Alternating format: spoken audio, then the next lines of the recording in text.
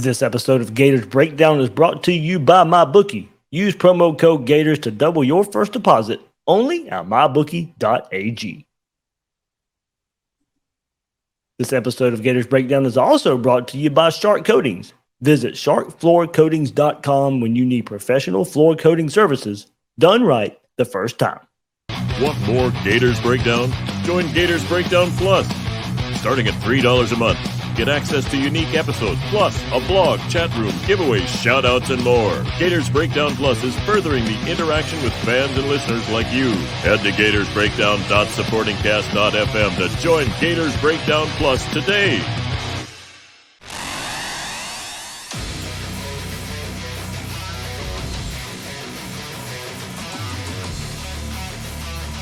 Gators Breakdown.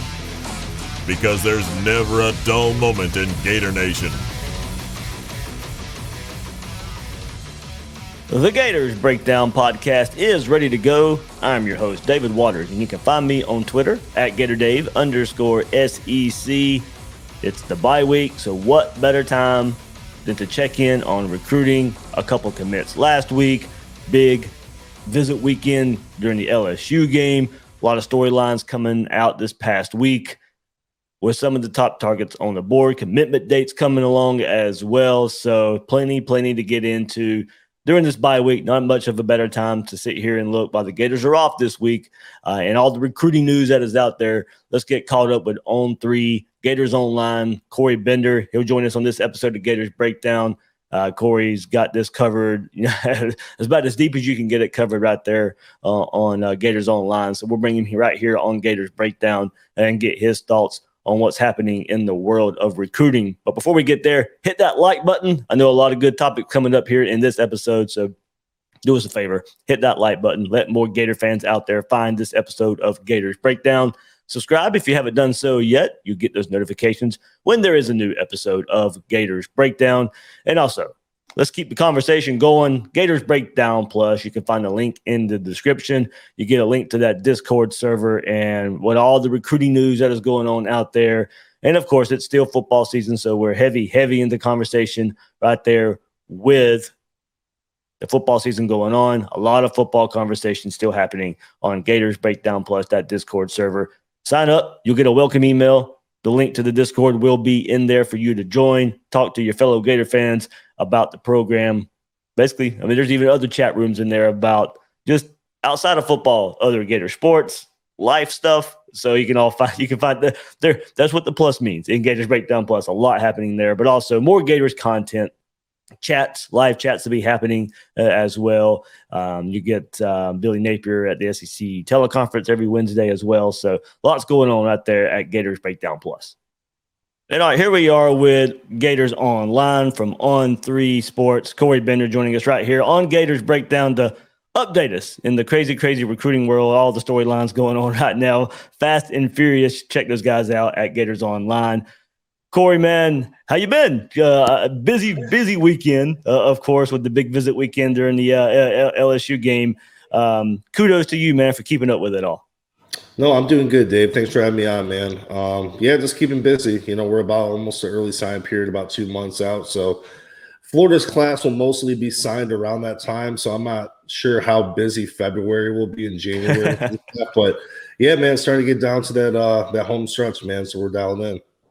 Yeah, Corey, quickly, we've all kind of covered it there, but let's go back to last week, a week ago. Dijon Johnson, Bryce Thornton added to the Gators class right here. From your perspective, what type of players are Florida getting to fit in the defensive backfield? Yeah, I think with Dijon Johnson, I mean, you're getting a versatile kid. I mean, he's listed as a cornerback, but I think he can play all around the secondary. Good size, good burst downfield, has good makeup speed whenever those opportunities do come up when he has to chase down the wide receiver in the open field. But very good competitor. Has those leadership qualities too, which I really like with him. I saw him play earlier this year at Tampa against Tampa Jesuit, and really was just a fiery competitor. Really put the team on his back. That was the part that really impressed me. But he's a legit 6'1.5", almost 6'2". So when you kind of look at those measurables online, he definitely those are all accurate. He's a big defensive back. And I think with Bryce Thornton too, he's not the biggest guy, but I think he's versatile. I think he can play obviously the safety spot. I think he can step in at the nickel. He's a sure tackler. That's the thing I like about him the most. Sure tackler, plays with good technique, is always in the play. And that's the thing I think you want from a safety that's going to kind of come down and kind of assist in the run game. He's kind of all over the field, fills up the stat sheet. And then when it comes to in pass coverage, man, he has good ball skills. Really does a good job of getting vertical, high pointing the ball. There's a lot to like about him. I think like if there's one thing to knock, he's just not the biggest kid. But when you watch his film, I'm definitely impressed. And it's no surprise that schools like Alabama, Georgia, Miami, and the list goes on. They all took a shot on him during the offseason and offered. So I think you have two guys. I think if Florida gets Cormani McClain next week, I think arguably that's the best defensive back class in the country. Yeah, the numbers and deep. So that's what it would be there for the Gators. And Corey, let's go right there. Cormani McClain deciding October 27th. Looks to be Florida-Bama choice, but would pretty much at this point be kind of a surprise if he doesn't pick the Gators. Yeah, definitely. So I know he was on the docket as far as supposed to officially visit Alabama for the A&M game. Depending on who you talk to, that visit actually wasn't set. There was some kind of confusion as far as like if he was going to take that visit or not. That visit never went through, which is a good sign for Florida. And then this weekend, there's rumors that he could get up to Tuscaloosa for another unofficial visit. I'm told that's highly unlikely going to happen, which is more good news for Florida, especially with that decision coming next week. So all signs, like you said, Dave, are pointing towards Florida. I think it would be a major surprise if he did head to Miami or Alabama. I think it's Florida and Alabama in the top two, and then you have Miami kind of as that third school. So we'll see how it all plays out. I think with Florida, there's a lot of familiarity up in Gainesville. A lot of Polk County kids on the roster, so there's that comfort feeling. The staff has really recruited his family well, not just him, but his mother. They're in constant communication with them, especially Corey Raymond. So I think right now Florida checks off all the boxes. And going back to Raymond, I think that was kind of like the cherry on top as far as Florida goes, because he's been up to Florida so many times. I think Bama, he's only been up there twice. And Bama is one of those few schools where you don't have to get a kid on campus 4 or 5 times. I mean, Alabama sells itself, but I think with Florida, they check off so many boxes. But once they got Corey Raymond, I think that was kind of the cherry on top to really solidify Florida as a really top school. So we'll see how it all plays out, man. But I'm definitely leaning towards Florida right now for sure. Corey, hope it happens and we're not looking too far ahead, but how big of a recruit is that for Florida? Now, Florida's recruited defensive backs well. And they've had the DBU status. That's kind of waned a little bit in the last recent years, of course. But this is not just a 5-star cornerback. This is one of the top guys in the state of Florida, but also in the country. So it still sends shockwaves, even though it's just a quote unquote another 5-star corner for Florida. This is one of the best players in the country. Yeah, I mean, like you said, Dave, number 2 in the on-3 consensus, number 2 player regardless of position. And it's funny, not only, I think you set that up well, not only is he a 5-star prospect, which every school would love to have, but there's so much emotion poured into this kid's recruitment, from the fan base to, when's he getting back on campus? The last 2 years, I mean, so much of attention has been on Cormani McClain, nationally and from the Florida fan base. So I think just, if Florida can kind of cross through the finish line and get that verbal commitment, there's going to be a lot of emotion attached to that just because, I mean, he's kind of been in the headlines for so long. You can kind of date back the last couple cycles, how many guys this fan base has kind of been attached to who they really wanted to kind of bring in. And, sometimes you get that kid, sometimes they head elsewhere. And, it's very, when it doesn't go your way, it's a huge letdown. So if Florida gets a kid like Cormani McClain where, he has to add some weight. I mean, he's fairly thin, but I think he's one of those guys that you can kind of play even in the back end of the defense early on in his career as he bulks up, because I just think he's too special of a player, obviously, to keep off the field. And obviously coming back next year, I mean, you have Jason Marshall. I mean, you have guys coming out. You have the upperclassmen too, but I think he's a guy who can step in and definitely, fight for a good role in that defense in year one. Sounds good there. So, Corey, Qua Russaw, James Smith, 2 5-star defensive linemen from the state of Alabama, where, Gators have hit on a few guys over the years. Those guys have shown interest in the orange and blue, and probably more so Russaw than Smith. Package deals rarely work out. I know that is a big storyline with these guys, and this one is thought to be a package deal. And I'm still not so sure a package is set in stone. Could we see Russaw and Smith go their separate ways?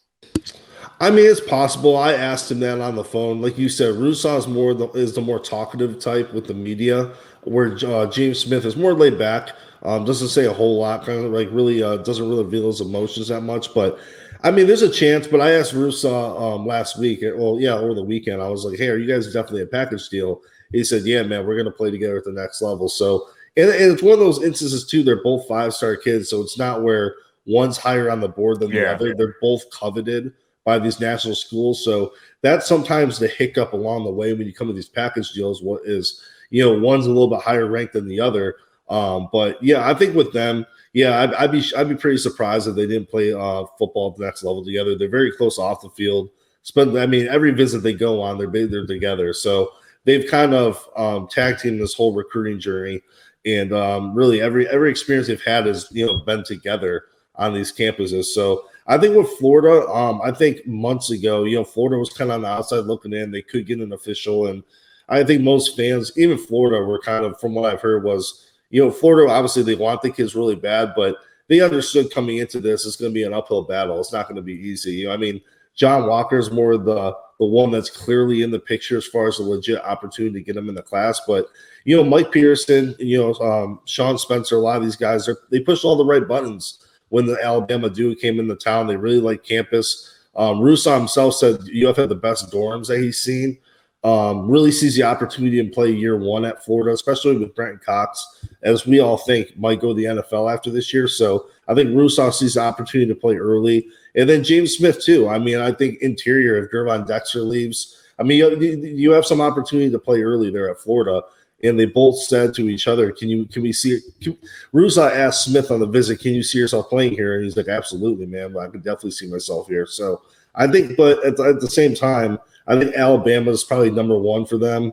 Mm-hmm. Auburn, even with the coaching stuff up in Auburn, with the uncertainty there, they might be number two, and then Florida's right there at 3. But those two can be switched around. So I think Florida, they could be number 2 on the list just based off that weekend visit. But I think right now you still got to favor Alabama. There's just, Alabama's Alabama, but, they're in-state kids. The familiarity with that program is very high. And, it would have to show them. So I would have to see a whole lot for me to change my mind there, in my opinion.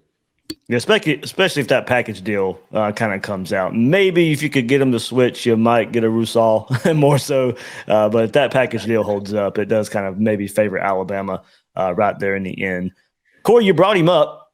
John Walker, of course, committed to UCF. A little bit of a surprise with his stature, his star ranking, his placement in recruiting rankings, but did commit to UCF, but has been on Florida's campus many, many times this fall. Is that a flip watch we should be looking for? I think right now he's probably the most likely flip. Florida's in pursuit of some other guys.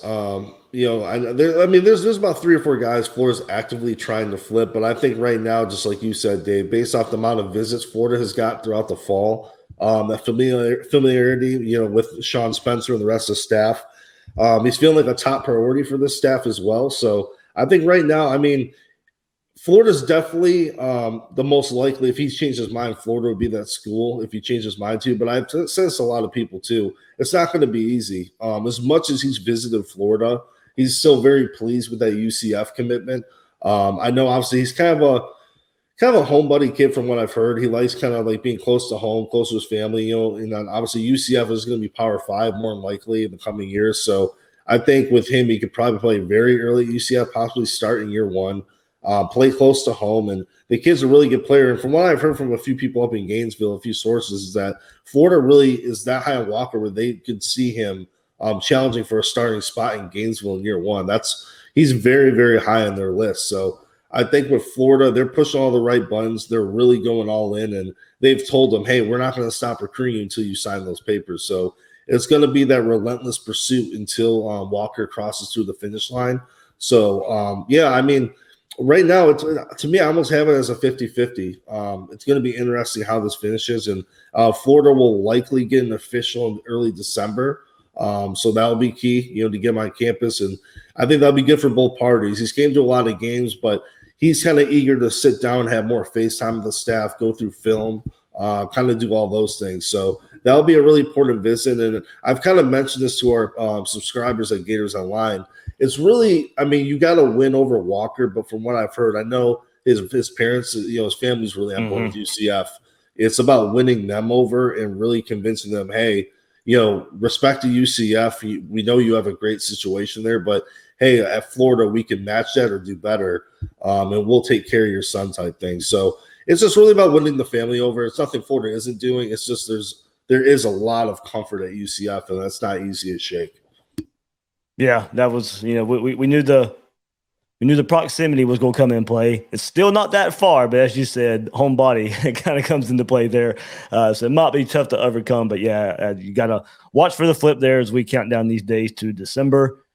All right, Corey, maybe, I guess, somewhat bad news, but, it's not a major blow to Florida's class, but Creed Whitmore, the wide receiver there at Gainesville, decommits, then right around that time commits to Mississippi State. Heard whispers last week that this was kind of in the works there. Can you give us more of an update on maybe why this happened? Yeah, I think there's a few things. I think, like you said it, yeah, Florida wasn't really caught off guard by this. The writing was kind of on the wall. And I think too, I don't think it's a secret. I know him and his brother are really close. I know Trent really hasn't been used as much this year as many people thought he would have been. I've heard that was kind of a thing too. And then I think with Florida too, they have such a big receiver class, and it's no secret what type of playmaker Eugene Wilson is. I know Creed's a slot. I like Creed a lot. I think Creed's a really good player. But I think overall, obviously seeing Trent kind of not get on the field, and then just knowing how stacked this wide receiver class is, and it's just one of those things where it kind of all added up. And you kind of look at Mississippi State, where they really spread the ball around and they really get a lot of the receivers involved. And I just think, truthfully, I think it's just a move that's best for both parties, and not even a messy breakup or anything like that. Right. I just think for everyone involved, it was kind of a better situation. And I was told he's playing receiver at Mississippi State. I know some people say quarterback. I don't know if you've heard different, but no, yeah, I heard receiver still as well. Yeah, some people say quarterback. I didn't think that at all. So I think overall, though, I think it was a good move for both parties. Florida, like you said, I mean, obviously you would want a kid like Creed in your class, but I mean, there's so much firepower, man, with Aiden Mazzell, Eugene Wilson, Tyree Patterson, obviously, I think had a pretty good senior year before he opted out. And then Andy Jean, who I think is one of the best route runners in the country. So I think overall, and then they could add another receiver in this class. And one guy obviously to keep in mind is Jerron Hamilton, Whitmore's teammate. And we'll get some interesting feedback on this, but he told Bama Insider, the Bama site over on 3, that even if Florida offers him, he's not considering Florida. I think, that was a few days ago. I think there's some feelings involved with that, not getting reoffered by the staff. He's been on campus for almost every Florida game. And from what he told me too, he doesn't really communicate much with the staff when he's there.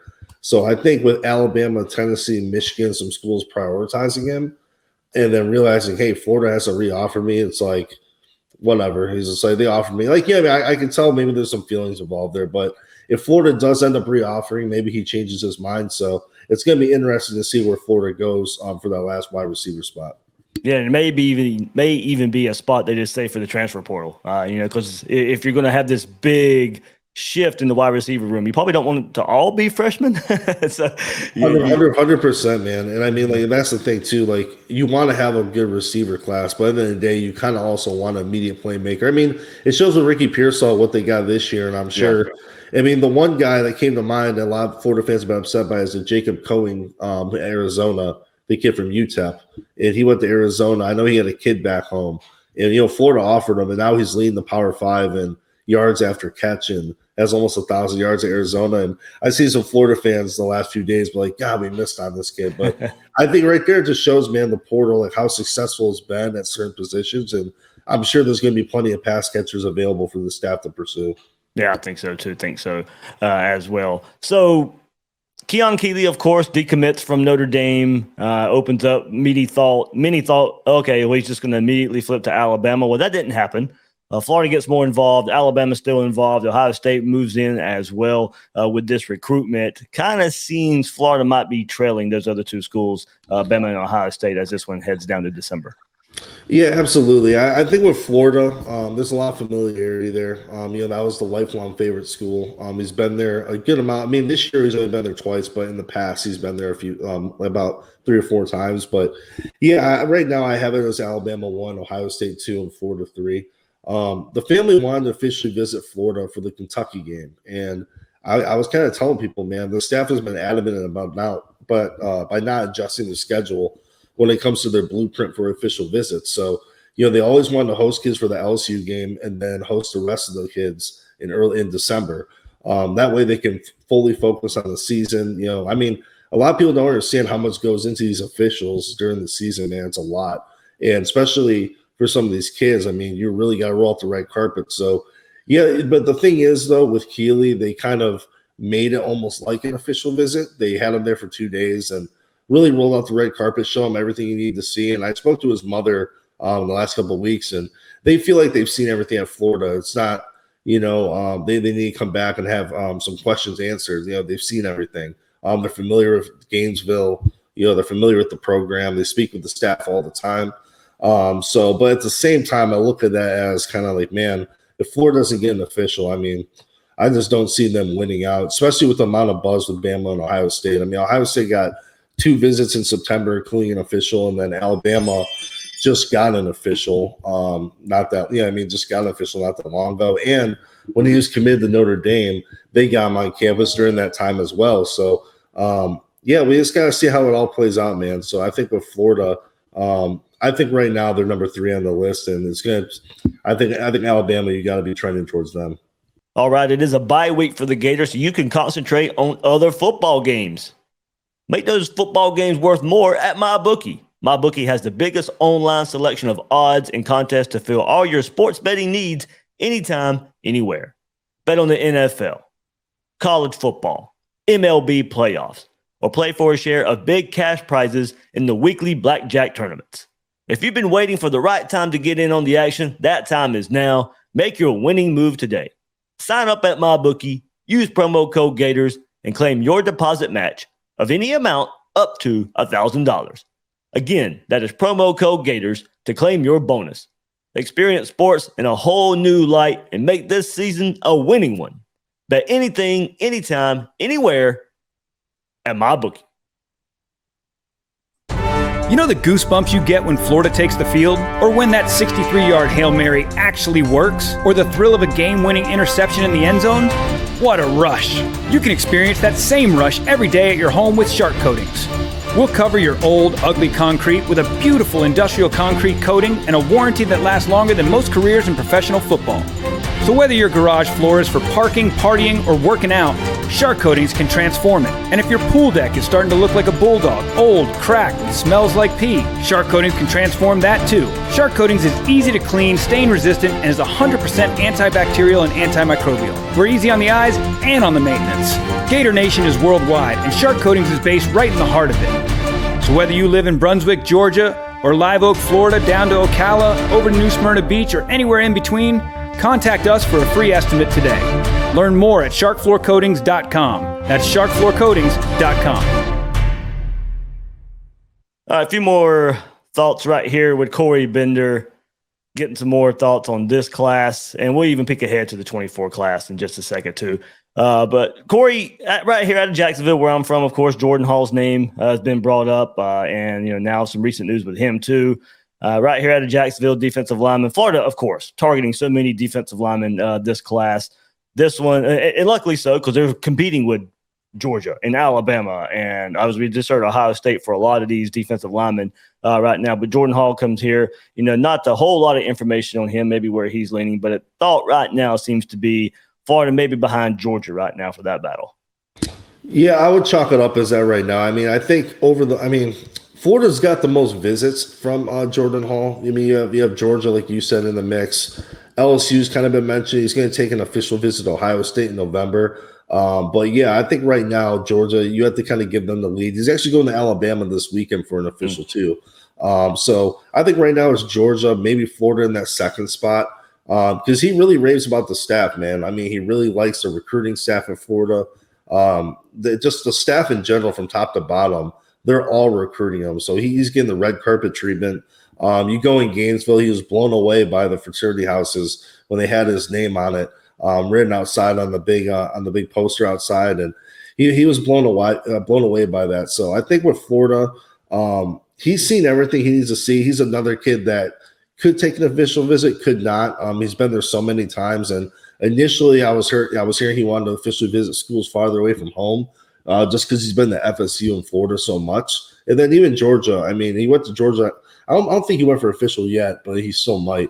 But yeah, Georgia, I mean, he's very consistent with that staff. And obviously their on-field play speaks for itself. So that's one of those ones where Florida was really generating a lot of buzz over the summer and the spring. But I was always hesitant to say Florida was leading. I thought there was a bunch of schools kind of at the top, kind of bundled together. But in recent months, Georgia's kind of took that lead. Went on record saying Georgia's a school impressing the most. As far as like trending with predictions, Georgia has several of them already submitted. So I think with Florida, man, I think they're going to have to get an official visit from him. It's uncertain if he'll take one. He mentioned that he wanted to do one in December, which fits what Florida wants to do. So they're on the same page with that. So hopefully Florida can really generate some momentum down the stretch and kind of get in his mind a little bit, and maybe he ends up staying closer to home. But I think right now Georgia's the one trending for sure, and Florida is likely in the number 2 spot for him. That's where I would kind of put Florida. If not, definitely top 3. Right. So, Corey, we know this defensive class for Florida, with all the targets, with all the commits so far, is going to be probably one of the best defensive classes in the country when it's all said and done. But we move to the other side of the ball, and you start really pinpointing where Florida needs the most help, and it's right there at offensive line. Of course, for the Gators, and not really high-level commits right now. Some targets out there. Roderick Kearney right here from Orange Park looked to be on flip watch from earlier in the season, and now you can update us on that too. But besides Kearney, what else is happening in the offensive line recruiting for the Gators? Yeah, Caden Jones is a kid. Obviously, keep tabs on Louisiana. Looks like $1 million, man. He's like 6'8", lean frame. I like his senior film too. Really, I mean, I thought he's really made some good leaps in his games in recent months. From what I've been told, the staff is somewhat split on him though. You have some staff members are like, "Hey, we should take him." This is all I've heard from a few people, and some of the staff are like, let's just kind of evaluate him a little bit more. I know he didn't have the best performance at Friday Night Lights, and I think that plays a big part in that. But I think right now, just based off where the class stands, if it was me, I would take him. I think the kid has a lot of potential, a lot of upside, long-term potential, especially at that left tackle position, 6'8", lean frame, decent feet as well. Obviously, I mean, he's kind of like a ball of clay. You're going to have to take some time with him, redshirt him, and just kind of get him accustomed to the game a little bit more. But he's a kid. A&M is the other school in his top group. You have Florida State offer him too. Just a handful or a little bit more Power 5 schools are involved, but it's really came down to Texas A&M and Florida. Both schools are going to get official visits in early December. Florida just got him on campus, I believe it's for the Missouri game, and then he visited a few times early in the year too. So he's a guy to kind of look out for. And another guy actually was in the headlines today, Samson Okunlola. He basically is a 5-star offensive tackle. Top 15 kid overall up in Massachusetts. Florida was in his top 9 earlier this year, but they're always considered kind of a long shot. I mean, Michigan State, Miami, and Alabama all received official visits over the summer. Miami's trending as the heavy favorite still. And then, schools like Ohio State and some schools closer to home that make up his list too. But today, you have Darnell Stapleton, you have Jabbar Jaluk, all heading out to Massachusetts to go to his school. And from what a source told me last night is Florida is hoping to get him on campus for the South Carolina game. It seems like it's more likely to happen too. They're expecting him to visit that weekend. So like we said a few times already on the podcast, Florida wants to host official visitors in December. Maybe, I mean, it's so close to December at that point. Maybe they say, hey, if we can host one kid, if we have to get him on campus, and they changed that. But Florida, I mean, they're still pushing for him. He said he has a good relationship with that staff. And now he visited twice last year, but it was when Dan Mullen was head coach. So it's about meeting the staff in person. I think that's the biggest hurdle right now. And then getting him down to campus. But I think right now, to the on-3 recruiting prediction machine, Miami, I think, has a 95% chance of winning out. So they've been heavily in the mix for a while. And Alabama and Michigan State are definitely high up there too. So there's definitely some ground to make up with him. Yeah, interesting there. You mentioned the visits and stuff. I guess him being from Massachusetts will limit his opportunities that he'd be able to come to Florida. So you definitely try. Okay, well, I can make it this one weekend. Yeah, you probably make some concessions to host him if need be. Corey, all right, let's fast forward a little bit. It's tough to look forward with so much recruiting in the class of 23 going on, but there's a lot of buzz around the class of 24 for the Gators as well right now. Already committed linebacker Miles Graham, committed before the season started, but the Gators have added one since. Running back Chauncey Bowens committed about a month ago and during the season. So a 24 commit during the season, maybe overlooked a bit. What type of prospect are the Gators getting right here? I like Chauncey Bowens a lot, man. I mean, I know he's had a bad luck as far as his games this year. A lot of reschedules, some got canceled. But, man, decent size. He kind of reminds me in a way of, not saying that he's going to have that impact, but his style reminds me kind of a Montrell Johnson. Kind of good size for running back and kind of bouncy and has decent acceleration for a bigger back. And definitely once he gets north and south, man, he's definitely a threat every time to rack up 6 points. So I think with Chauncey Bowens, man, I think his offer sheet is going to continue to expand over the next year. Florida was always kind of in a good spot with him, and they hosted him about 3 or 4 times before he committed, and it's when he came in the campus for his first game visit that really put Florida over the top. And I think that was the plan all along. He wanted to get back up there, see a game, and hey, if it all went well, I'm going to make a commitment. But I think overall on the field, man, very shifty, good feet, good, does a good job of navigating through clutter. So obviously has good vision, does a good job. He has those quick instincts to really readjust based off what he's seeing in front of him. But I think overall I see a kid that really has that bouncy type of play, good acceleration once getting north and south, but also has good size. And yeah, like you said, when I watch this film, I'm like, man, I'm just surprised more SEC schools or more schools nationally haven't offered him. So I think Florida, getting him in the class, I thought it was a really nice pickup. He seems very solid with Florida too. I thought it was going to come down to Florida and Miami, and then Florida's the school got on campus much more in recent months. And then they always say track to visits. They say track to visits, and you'll see where a kid ends up. And I think that's where it kind of, with him, that familiarity started to really grow in Florida. All right, so I said we're moving forward to 24, but we may be staying put in the way. Desmond Ricks, cornerback, there's an announcement for October 22nd, and there's some whispers, of course, and some wondering of what that announcement is. He's already announced the top 10, but on October 22nd, he has another announcement. And there's whispers been around the last few months, Corey, that he could reclassify from 24 to 23. The Gators are heavily in the mix, but at a position, like we discussed before, where numbers are pretty heavy in the defensive backfield for Florida. Then I'm not saying you turn away a prospect like Desmond Ricks, but with those numbers, if he reclassifies, and if that's the announcement or whatever this announcement is, would those numbers hurt Florida in the end? With so many guys already committed, and McClain committing the week after this, or just a couple days after this, you probably try and find some way to get one of the top defensive backs in the country in a class, but there's a lot of storylines around cornerback Desmond Ricks and this announcement coming up on October 22nd. Yeah, and we asked him over the weekend about reclassifying. He said, he has nothing's really new on that front, but at the same time, maybe he didn't know and just didn't want to reveal it. Why is he going to reveal it to while on Florida's campus? He probably wants to make a formal big announcement about that. But it's funny, when Florida offered him, Napier said, the reason I'm offering you is because, basically he's an elite kid. But when it came to those underclassmen, would I offer you if you were a 2023 prospect? And I would. So he's that type of player. He's one of the older kids in the 2024 class too. So it kind of all makes sense in that regard. But yeah, it's going to be interesting, man. I think it's either going to be a reclassification or maybe trims his list a little bit more. I don't see him making a commitment. He was adamant about not committing until his senior year. And I believe him too. When you're a kid that highly ranked, most of the time they're treating it like a business-like decision.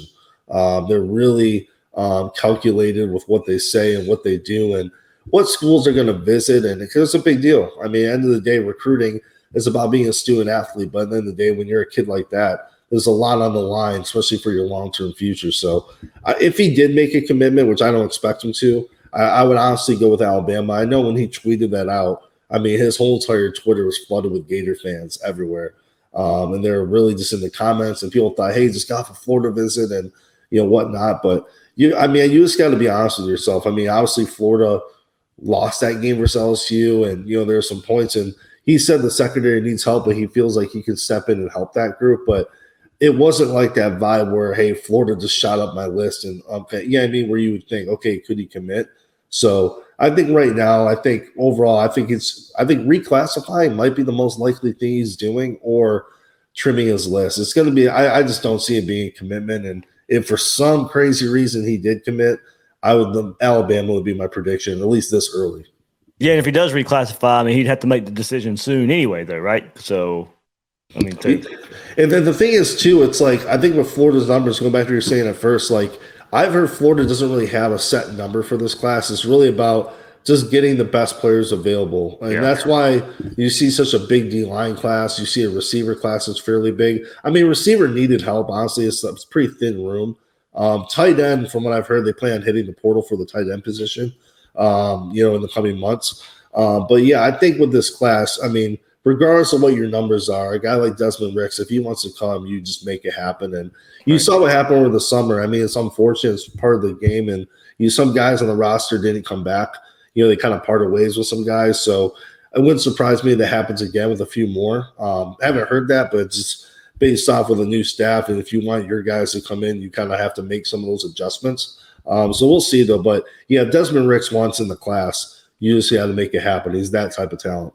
Absolutely. Last one, Corey, for a specific player here. DJ Lagway, quarterback, visited LSU weekend, also back in July. Staff has done a great job here of making themselves, a team to beat early in this process here for Lagway. And look, especially, we don't get to hear a whole lot, but quarterback analyst Ryan O'Hara is really big in this recruitment. Absolutely, man. I mean, Florida's really – people have asked me, what's Florida have to do to get him in the class? I just say keep doing what you're doing. I mean, honestly, they're pushing all the right buttons with him, his dad, his mother. And I think right now, like you said, every time he comes to Florida, he raves about his experience. He thinks he can see the field fairly early. He likes the way Florida utilizes Anthony Richardson. He sees similarities in their game. They're both bigger quarterbacks who can really pick up yards with their legs, both strong arm quarterbacks. And I think with Lagway, he just every time he goes to Florida, man, he raves about it. He knows he's a major priority in Gainesville. He not only feels that from the staff, but from the fan base as well. He gets that red carpet treatment every time he comes. He's been there, I believe, 3 times this year, maybe 4, if I'm not mistaken. And I'm sure he's going to try to come back again here soon. The plan is to take his official visits in April of next year because he wants to commit fairly early. That way he can start building a special class at whichever school he picks. So I think, the finish line's not – I mean, there's still some time left, but he's not a kid that's going to drag it out for, all the way until next fall. So I think Florida getting him on campus this many times this early was huge. I think that was the biggest thing. And I think right now the schools that I'm focused on the most for him, another kid that has released a top list, around top 10 schools or so, give or take. But I think right now, to me, it's Florida, Clemson, and then A&M. Those are the 3 schools I'm focused on the most. All 3 of those staffs are pushing all the right buttons, really showing him what he can do in that offense. Loves all 3 campuses. I mean, all 3 of those schools, he couldn't go wrong with them. He'd be happy at all 3 of them. But I've heard Clemson and Florida staff have really dialed it up and really built those relationships. And with A&M, even though they've struggled obviously this year and with all the talent they have on the roster, it's still the in-state school that's hosted them plenty of times. And if you're Lagway and you see that, it's talent's on the roster. In his mind, he might think, hey, I'm the missing piece. If I'm in there playing quarterback, I think we can win this amount of games, this X amount of games. So when it's not like, hey, I'm a a linebacker, and I mean, you're gonna make an impact, but you're not like in the face of the program, orchestrating the ball, and, throwing it downfield and having the ball in your hands. So you can't look. I wouldn't put A&M's lack of success this year as something that's going to hurt them in his recruitment. He's been there so many times, it's in-state, and we're talking about emotions tied to recruitments, right? With McClain. For this cycle, I feel like Lagway is starting to reach maybe not that level, but very close as far as the fan base wanting one certain kid really bad, and he's such a good kid as well. He handles himself really well, and I'm sure for him it's going to be tough saying no to some of these schools, but we'll see how it all plays out. I mean, Florida will definitely get an official. They'll be there until the very end, and we'll just see how it all plays out. I mean, it's going to be an interesting finish for sure, but A&M, Clemson, and Florida, those are the three schools I think right now to focus on the most. Yep, Corey, man. Hey, great job. It's a lot more fun covering Florida recruiting now. Ever since the summer months, and we've seen all these guys come on campus through the summer and through the fall now. Big recruiting weekend, got some big targets for 24. It does feel a little different covering the Gators recruiting more so than it has in the past. Absolutely, man. No, absolutely. I know towards the end of last staff, it started to get pretty sour. I could put an update on a 5-star kid. There was some good news. People were like, I don't care, the staff's going to be fired. Like, people just no one cared. Like, I was like, whatever, that's how it is. And anytime, like, it's almost still happens now with the staff where, like, yesterday I put out that they're going to go visit some kids, and immediately underneath the comments, like, oh, Mullen's staff wasn't recruiting at this time of year and this and that. And I was like, man, we'll never hear the end of that. But no, it's definitely fun, man. The staff will be out this week too. I know Sean Spencer will be watching Isaiah Nixon, and then top 2024 target, Adarius Hayes. And then I think on Friday, Bateman's going to go watch Sharif Denson and Gavin Hill. I'm actually going to be going to Largo, St. Petersburg, Lakewood, to go watch Nixon on Friday myself. So hopefully I'm going to wrap some analysis on that. He got banged up a few weeks ago, so I need to see how healthy he is out there. But he's explosive edge. I really like his game. As far as his recruitment, he's locked in. He might take an official to USC. Obviously that's across the country. We'll see if that really affects his recruitment, but he seems very locked in with Florida. So as of today, I'm not too worried about that. There we go. Gators Online on 3. Corey Bender right here on Gators Breakdown. Corey, man, I can't thank you for this in-depth recruiting preview. No, absolutely, Dave. Thanks for having me on, man. Anytime. Appreciate you. Great updates from Corey right there on Gators recruiting this 2023 class. Looking ahead to 2024, seems things are trending in the right direction for the Gators in trying to turn this thing around. And, of course, we all know it starts on the recruiting trail. So that'll do it for this episode of Gators Breakdown. Once again, thanks to Corey Bender for joining us right here, giving us those recruiting updates. I'm your host, David Waters. You can find me on Twitter at GatorDave_SEC. Guys and girls out there, thank you for listening to this episode of Gators Breakdown.